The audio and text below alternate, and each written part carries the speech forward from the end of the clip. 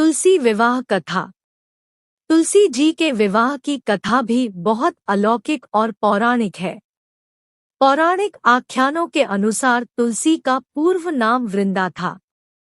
वृंदा को दिए आशीर्वाद के अनुसार भगवान विष्णु ने शालिग्राम के अवतार में जन्म लिया और उनसे विवाह किया। इसलिए आज भी कार्तिक माह की एकादशी के दिन भगवान विष्णु के शालिग्राम रूप अवतार का तुलसी से विवाह किया जाता है।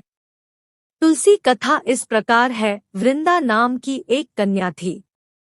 वृंदा का विवाह जलंधर नाम के महापराक्रमी राक्षस से हुआ था। जलंधर को भगवान शिव के तेज से उत्पन्न बताया गया है। जलंधर इतना शक्तिशाली था कि उसने दैत्यों को चारों ओर विजय प्राप्त करवाई थी। उसने देवों का अधिकार छीन लिया और चारों ओर दैत्यों का साम्राज्य स्थापित किया। जलंधर की शक्ति वृंदा से विवाह पश्चात और अधिक बढ़ जाती है। इसका कारण था कि वृंदा अत्यंत पतिव्रता स्त्री थी और भगवान विष्णु की भक्त भी थी, जिसके कारण उसका पति जलंधर और भी शक्तिशाली हो जाता है। उसकी शक्ति के समक्ष को भी रुक नहीं पाता था। जलंधर पर विजय प्राप्त करना असंभव था। कोई भी जलंधर को पराजित नहीं कर पा रहा था।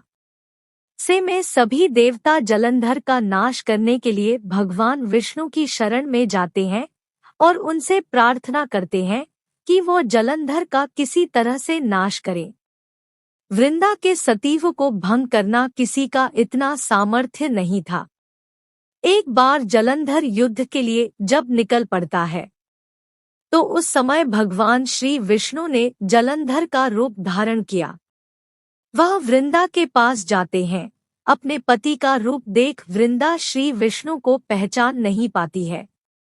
ऐसे में वृंदा का सतीत्व भंग हो जाता है। पतिव्रता स्त्री वृंदा की पवित्रता नष्ट होते ही जलंधर की शक्ति भी समाप्त हो जाती है। भगवान शिव उस समय युद्ध में जालंधर का वध कर देते हैं। इस प्रकार जलंधर का अंत होता है।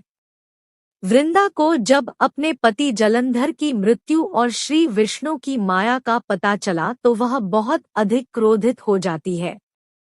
वह क्रोध में भगवान विष्णु को शिला हो जाने का श्राप दे देती है। उसी क्षण भगवान श्री विष्णु शालिग्राम रूप में पाषाण हो जाते हैं। श्री विष्णु को पाषाण हुए देख सभी देवी देवता भय से आतंकित हो जाते हैं। उस समय श्री विष्णु का यह रूप देख देवी लक्ष्मी वृंदा से इस अपराध की क्षमा मांगती है। लक्ष्मी जी की विनय सुन वृंदा भगवान को श्राप से मुक्त करती है और स्वयं उसी क्षण सती हो जाती है। श्री विष्णु श्राप से मुक्त होने पर वृंदा को तुलसी नाम देते हैं।